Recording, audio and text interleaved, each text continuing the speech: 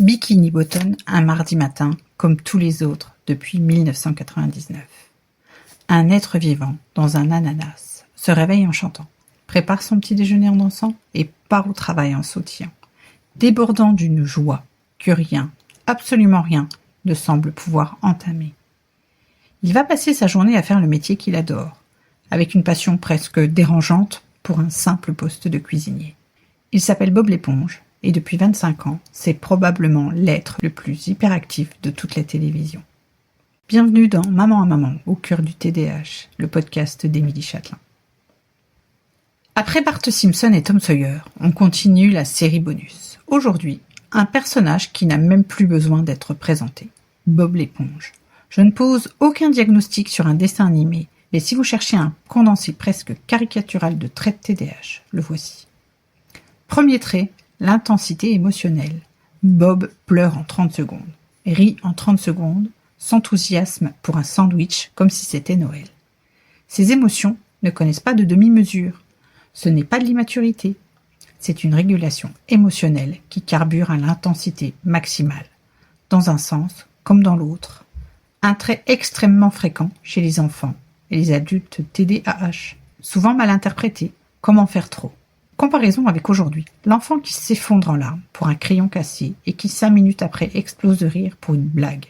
On dit de lui qu'il est sur les nerfs ou trop sensible.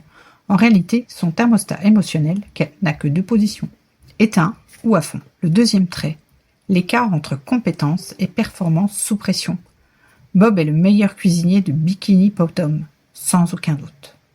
Et pourtant, il échoue à son examen de conduite de bateau depuis des années, malgré des heures et des heures de révision. Il connaît la théorie par cœur, mais face à l'évaluateur, son cerveau disjoncte. Ce grand écart entre il maîtrise et il rate l'examen est un des malentendus les plus fréquents autour du TDAH. Ce n'est pas un manque de travail ni de compétences, c'est que la performance sous pression, avec un enjeu et un cadre formel, active un tout autre système que la maîtrise tranquille d'une passion. Comparaison avec aujourd'hui. L'enfant qui sait parfaitement sa leçon à la maison et qui le bafouille devant le tableau. Pas un manque de travail, un cerveau qui gère très mal l'évaluation formelle, même quand le savoir est là. Le troisième trait, l'hyperfocus sur la passion, jusqu'à l'obsession. Bob fait de la pêche aux méduses tous les jours, sans jamais s'en lasser, avec la même excitation qu'au premier jour. La répétition ne l'ennuie pas quand elle nourrit une passion. Elle le régule, elle le rassure. C'est exactement le mécanisme de l'activité STEAM chez beaucoup d'enfants TDAH. Un geste répété, pas par manque d'idées, mais parce que ça calme et que ça recharge. Le quatrième trait, le trop-plein social. Bob parle sans filtre, sans fin, ne perçoit jamais que Carlo Tentacule, est excédé par sa présence. Il n'est pas cruel, il est juste incapable de capter les signaux discrets d'agacement. Il vit dans un enthousiasme si débordant qu'il ne voit pas toujours l'effet qu'il produit sur les autres.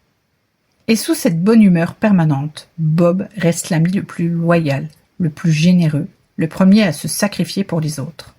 Cette générosité sans calcul, cette envie sincère que tout le monde s'amuse avec lui, c'est aussi une facette très fréquente chez les enfants TDAH. Une hypersensibilité positive, un besoin réel de faire plaisir et de connecter. Alors non, je ne dis pas que Bob l'éponge a un TDAH.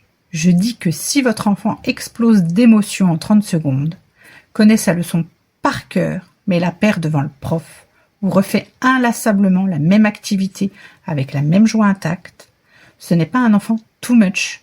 C'est un cerveau qui vit tout à pleine intensité et qui a juste besoin qu'on comprenne son mode de fonctionnement plutôt que de le comparer aux autres. Le vôtre ne vit pas dans un ananas, mais lui aussi mérite qu'on célèbre cette intensité plutôt que de vouloir l'éteindre. À très vite dans votre podcast Maman Maman au cœur du TDAH. Maman, maman au cœur du TDAH, du chaos à la sérénité. Maman.